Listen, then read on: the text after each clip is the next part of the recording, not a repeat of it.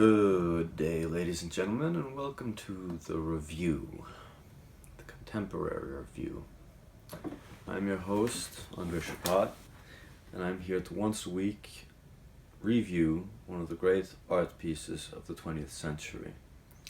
Now, I'm going to remain in the 20th century because art, as you can imagine, is quite an expansive territory to investigate, and I believe that a lot of the explanations or the reasons why art is the way it is today has been due to developments in the 20th century.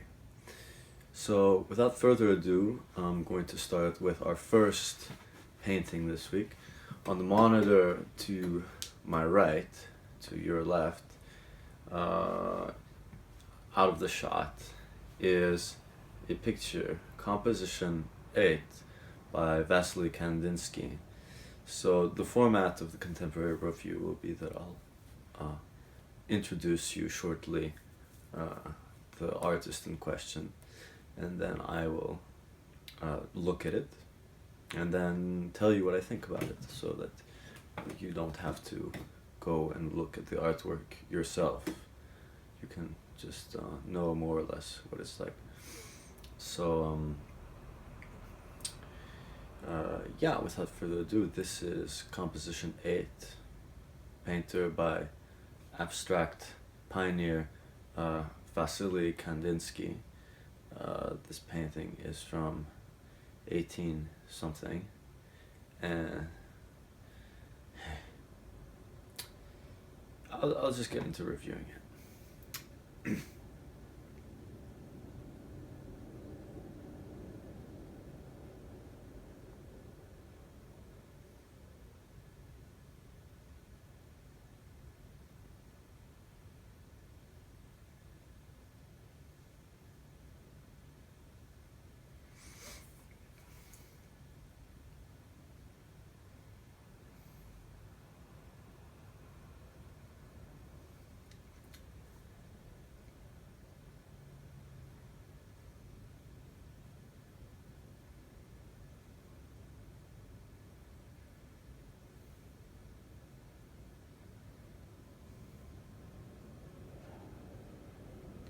Just look at it a little bit more.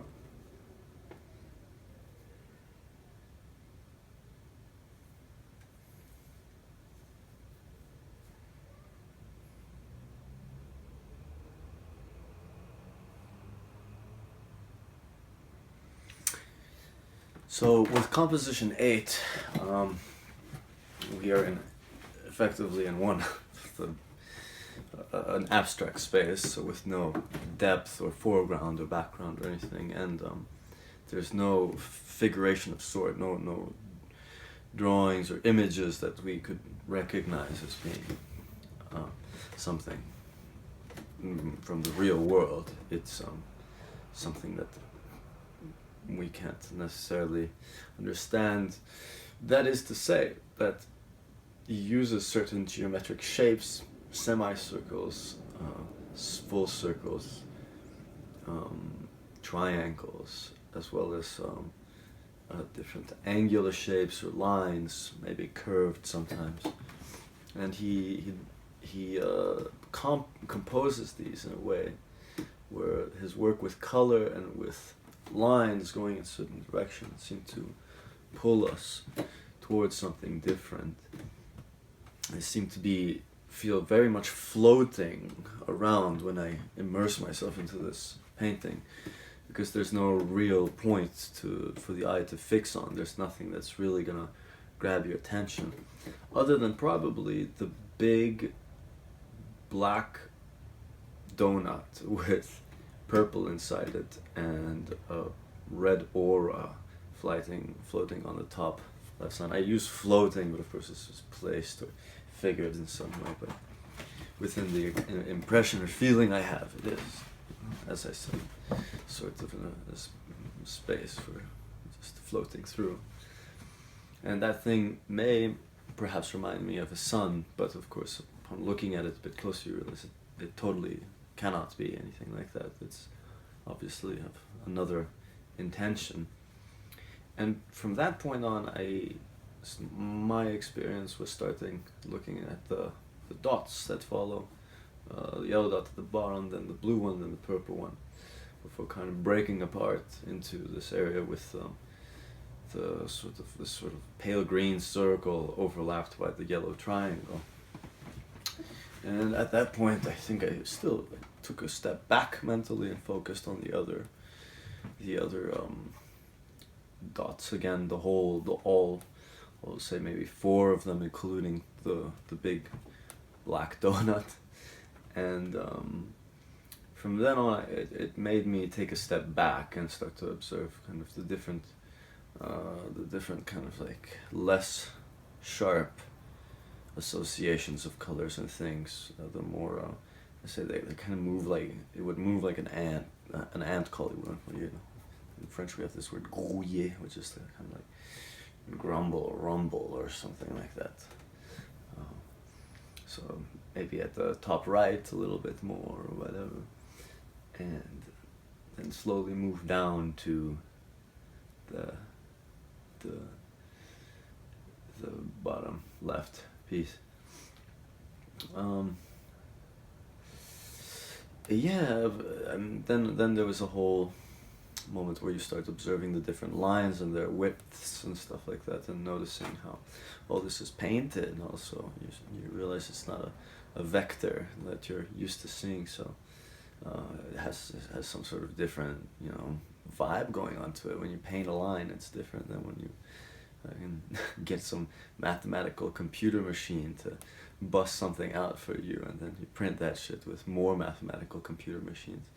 I mean, I'm rambling now, but it is to say that there is something in the widths of the lines that give you really something interesting to look at, in a sense. It takes you back into the painting in some ways after these experience with these dots, where I was kind of taking a step back in this space without gravity. And towards the end of it, I started noticing this rather large angle like this. It is reminiscent of a triangle, but it is it's dissolving into this kind of background or space with kind of yellow that's painted all over the canvas. I'd say sort of the base coat of the painting may have been this color, and this blue triangle sort of floats on top of it and gives some different aura, different space to these sort of odd squares that are assembled together. And all in all, it takes you on a ballade. It's like a little waltz for the eye. You kind of go in there thinking that you're gonna maybe not have that good a time, but then you're quickly grabbed by some incredibly good dancer in a classy suit, very sophisticatedly moving you around the space and moving your eyes left and right and giving you different feelings or emotions as you go through. So I'd have to say that there's pretty good painting. I'll have to admit I'm starting with Kandisky because I think he's one of the most kind of slick in the way he manages to bring your eye back and forth and bring you to different feelings.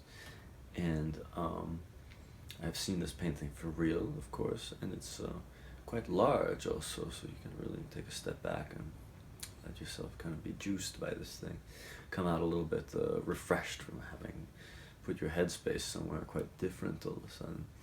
Now, not to say that all museum experiences are, as open and give you enough time. Sometimes you're at the end of a show and you buzz through because you're hungry, and there's that Kandisky.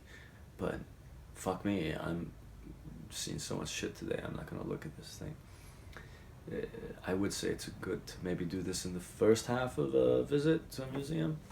Maybe look at it, within the first 20 minutes or so, and give yourself a good, maybe a good 5 minutes with this piece. So the screensaver on my computer is turned on, which is after 10 minutes more, give or take. So that's the sign that the episode is coming to a close.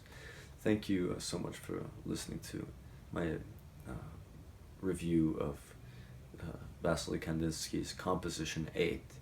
and don't forget to like, comment, subscribe.